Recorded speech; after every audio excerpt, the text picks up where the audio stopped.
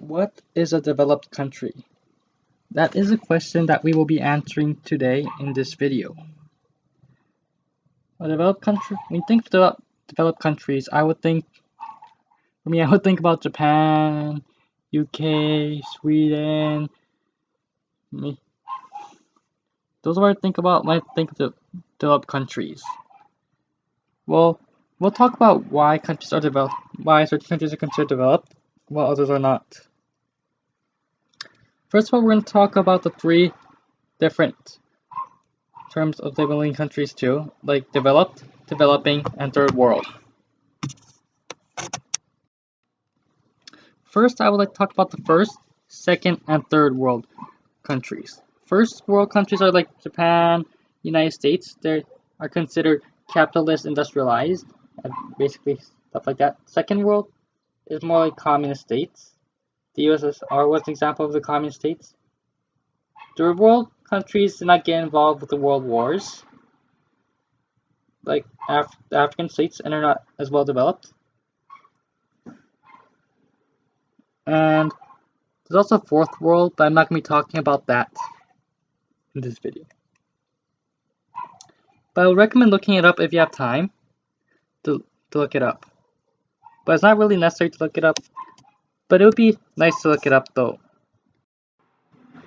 So when we start talking about first world countries, which are developed countries too, I would talk about Japan. They're really a typical first world country. They're facing issues that lots of first world countries will face in the future too. And also, they're facing issues that they're facing now too. They also have the same things as other first world countries too. First world countries tend to have a developed medical system, like healthcare. They also tend to have a really good education system as well.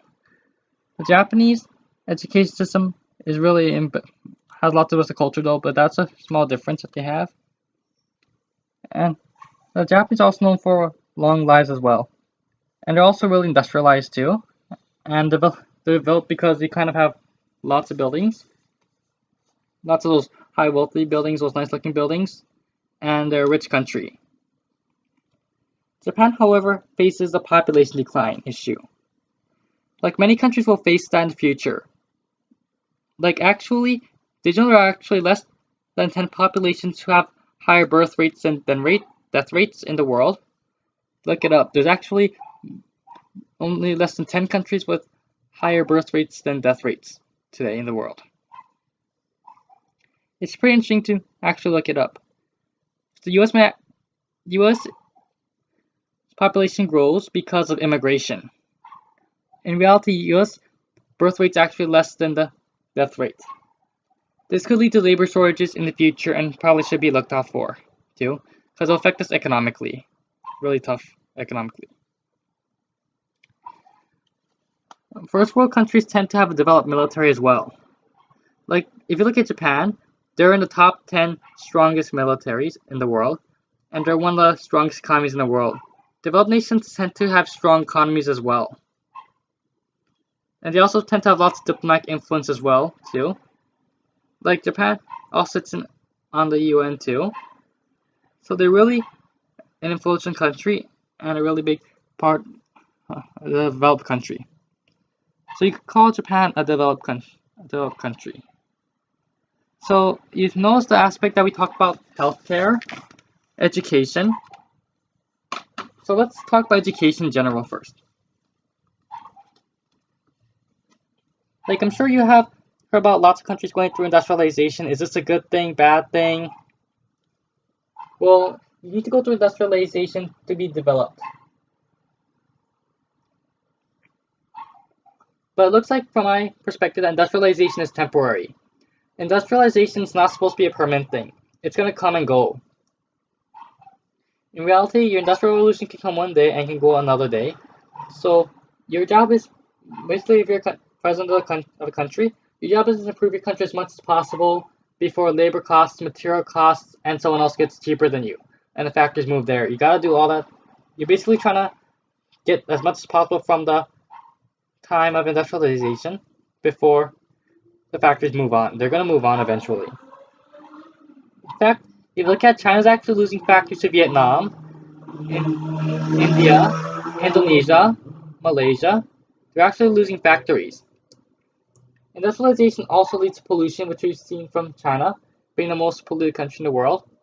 Before China, it was Taiwan that was the most polluted country in the world. I forgot when they overtook them, though.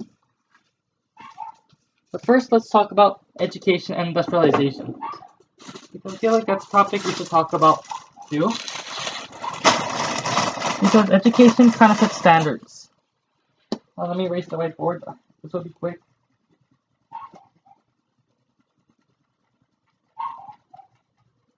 Okay, I erased it. So let me write the whiteboard first. So let's talk about education and industrialization. Because industry requires people to basically be in an orderly fashion. Basically, like you go to work, it's all standard based, basically. I remember when the talk about the U.S. setting up, U.S. being industrialized, they introduced the school system. Industrialization also brings crime too, but also brings money. So industry is not free. I'm sure you associate factories with pollution too, but not all factories pollute, surprisingly. But most of them do. But anyways, education and industry has a really symbolic relationship with each other. Education helps to make industry much more efficient, and industry pays for education. They have a really good relationship. And education is really important while you have industrialization too, because you want to be able to develop like a specialty before the factories leave. If you don't, you're gonna go back to being an undeveloped country. So it's really important that you understand industrialization is temporary. It's not permanent. It's temporary. So if you look at China, for example,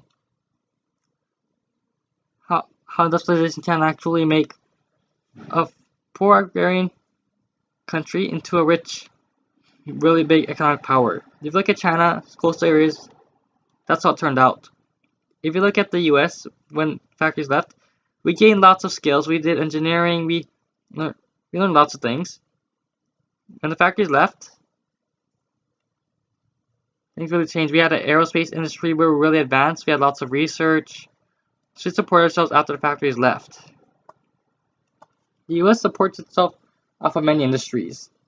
So factories don't stay forever. That's one thing that they have to really, that many leaders have to understand too.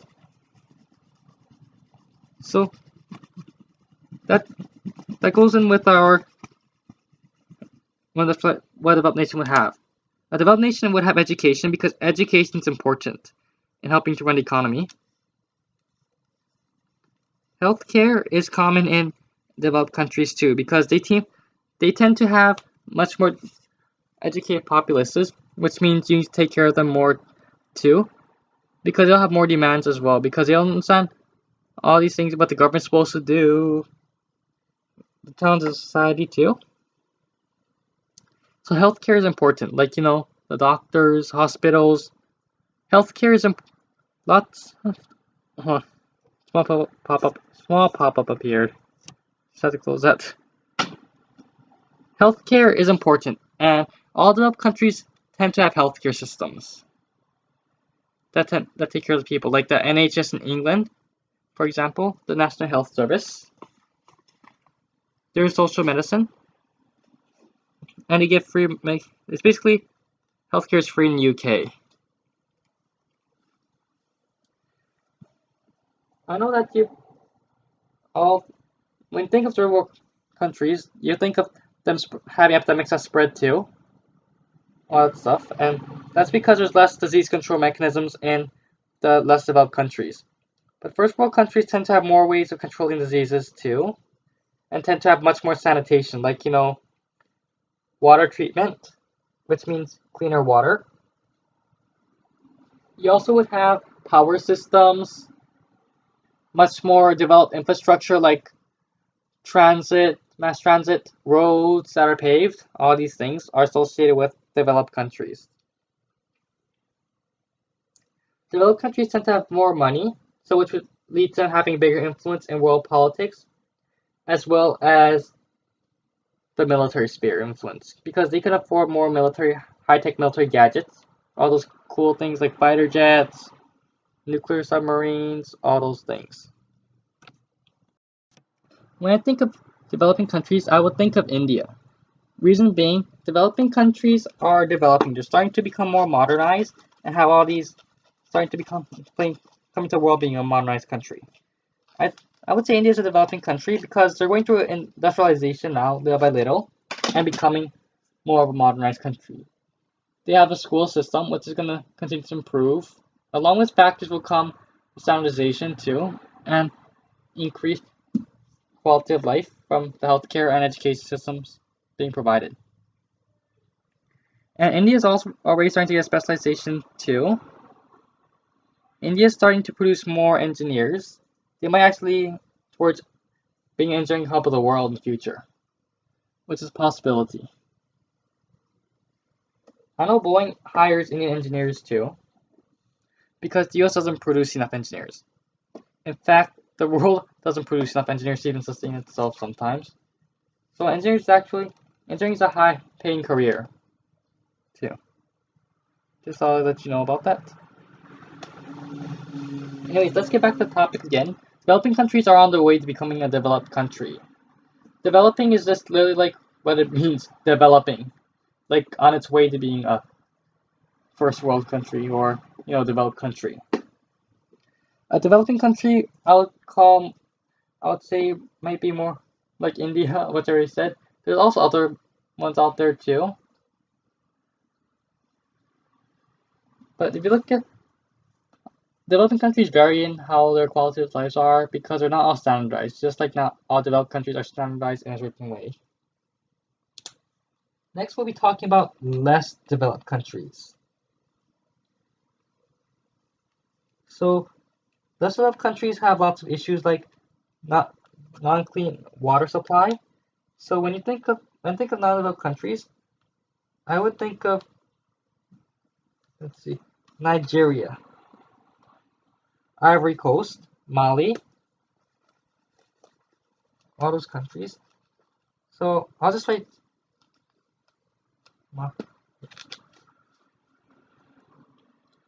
the less developed countries tend to have lots of issues with crime. You also have issues with, I will not necessarily say pollution, with unpurified water, which means they're drinking water that could potentially make them sick. They don't have as well as a developed healthcare system, which I'm sure you all remember the Ebola outbreak in Sierra Leone, Liberia, and Guinea, because the Ebola virus was able to break out and a village and actually infect many people in large population in their cities. The disease could start originated because they failed to have the clean water mechanisms, and plus they also have the reduced infrastructure in the region too, because Africa is not as developed as the United States, for example. The African healthcare system has a lot to be desired. Their school systems are not that advanced either, which hinders them from being advanced. But I know that if you look at how many people die from unpurified water or who die from hunger too sometimes, because the undeveloped countries tend to be poorer, so that means they could give out less aid, so they'll be much more dependent on other countries too. But Africa doesn't need to be dependent on other countries. They actually have a huge resource wealth within themselves. They just need a way to actually get access to it. I know we've heard about lots of stuff around Africa. The thing is, to access these resources, we need to be able to deal with the local militias as well as the corrupt government sometimes. The government can actually be an issue when we consider it. But who's going to go into Africa? That's the next question. I know Japan has sent peacekeeping troops into Africa too. So I think that could actually have a purpose, because if you could develop an African country from a failed state into a prosperous country, you probably could get access to its mineral resources, which will help you out in the long run. But developing Africa is no easy task because you're going to be fighting disease, which means you need foreign aid. You're going to need to build hospitals, schools, much more developed infrastructure, find ways of keeping crime under control, assisting local government, all that stuff. So a lot to think about when you want to stabilize a country, even as a first world country. But first world countries can't always just step in like that. Or, for example, I'm sure you all have heard about the Vietnam War, how a bunch of guerrilla army soldiers beat the US Army. That's what happens if the locals don't want you there. So you gotta really, if you're gonna go in and try to develop the country, you gotta get the locals on your side. That's really important. That's like one of the first things you gotta do. Or else you're gonna have a really costly operation, and that might even fail too. So I would suggest trying to find a way to get the locals on your side. It would be helpful in your operation, unless you're going in for defeat. Otherwise, I don't see why you would want to get defeated for no reason. But anyways, to recap, developed countries are really modernized, have good healthcare systems, medical systems. I repeat myself. Education systems tend to have a strong economy, tend to have I'll say high GDP per capita. They also have environment regulations too. They're real and good sanitation networks and advanced infrastructure. Developing countries are on their way to becoming developed countries. It could take a long time though. Undeveloped countries, they're not developed. They are suffering from not as effective healthcare or not as modernized education. All these things. So there's really major differences between these. So anyways, I'm sure you all heard the recap I just said. So thank you for watching. Bye.